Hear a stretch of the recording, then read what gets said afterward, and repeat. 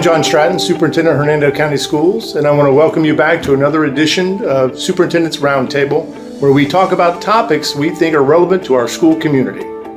Today's topic is mental health awareness, and joining me are Jill Kalasa, our Director of Student Services, and Sandra Hurst, our Coordinator of Mental Health Services. Let's get started, ladies. Welcome, first of all. Thank you. Sandra, if you could just tell us, what are the goals in terms of mental health services for the district this coming year? Our goals for this school year are increasing mental health awareness, reducing the stigma of mental health, and also promoting services and interventions. We want, most importantly, our students and families to know that there's nothing to be ashamed of. Mental health disorders are common and that there is help available. We also want to train our staff members to recognize signs and symptoms of when a child may be in crisis or may be experiencing a mental health difficulty, on what to do, how to keep that child safe, how to get the appropriate help for that student. And doing that, we have trainings that we're providing for our staff, such as youth mental health first aid, that really focuses on identification and getting the appropriate help.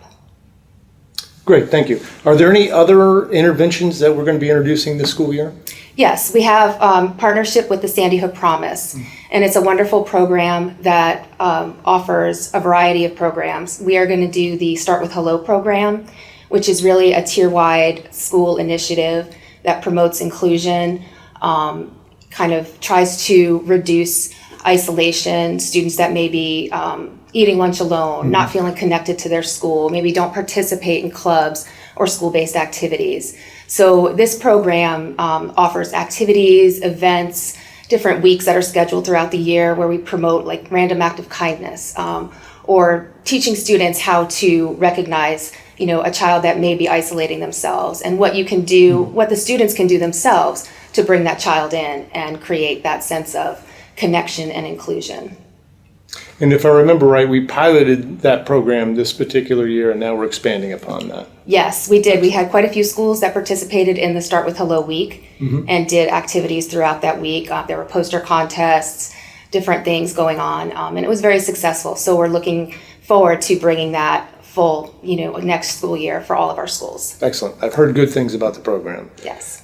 Jill, can you talk to us a little bit about school-based mental health services? Absolutely. We have expanded our school-based mental health services. We hired an additional 7 social workers. So we have 1 social worker for K-8s, and all the other schools, social worker shares 2 schools. So that alone, doubling our workforce and our mental health supports has increased school-based services. We use a multi-tiered systems of support where, for example, Sandy's talking about tier 1, but when it comes to our school-based mental health services, we have screeners or different various assessments that can be used by the school counselors or the social workers, and that helps to identify what do they really need. And then from there, it's determined, do they need a small group? Do they need individualized counseling? So that would be considered a tier 2 or a tier 3. Some of that may include anger management. It may include coping. It could be bullying prevention or intervention, and then our conflict resolution. We also have some school-based programs called Starfish and Seahorse, and those are for students that really need a lot more intensive support, and that's another way that we provide school-based mental health services. We also have Baycare and some other contracts or cooperation partnerships with other agencies that come into our schools. Excellent, thank you. And I know it's a goal, safe to say a goal that we would like to have a social worker in every school eventually, and are working towards that. Yes, that's a great goal. So you mentioned a little bit about outside agency support. Sandra, could you expand on that a little bit? Sure. We're really working hard to build our partnerships and relationships with the agencies in our community because we definitely do rely on them to provide services that just can't be provided within the school setting. And an important piece of that is helping our families connect to these outside services. It can be a very difficult system to navigate for parents. They often don't know where to go for help or even that help is available. So building that connection with the community resources, we have some MOUs that are in place now with a variety of agencies to provide that additional support and service for our students. Very good.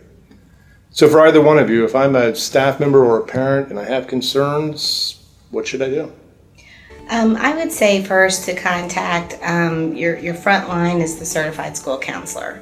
Anybody at the school could be the school counselor. Now the social workers are there most days, even an administrator, anybody at the school that you have a relationship with. If you don't get a response and you have a serious concern, you can always contact student services, and we will get a hold of the social workers or the administrators to support the parent and get a hold of them and hear their concerns.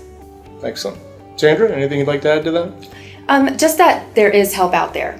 That if you have a concern, if you feel that your child may need something, as a parent, to reach out, and there is help available, and recovery is absolutely possible. And people that suffer with mental health disorders or symptoms of mental health do go on to be productive and live happy lives. So we just want to make sure that people know that there is help, and we can help them access those services if they need. Good, perfect. I want to thank both of you for joining me today. And I just wanted to remind the students, staff, and parents that mental health awareness is one of our number one priorities in keeping everyone safe. We are here, as Sandra mentioned, help is here. If you need it at any time, please do not hesitate, reach out. And on behalf of the school district, I just want to thank you again for tuning in, and we'll see you soon. Thanks.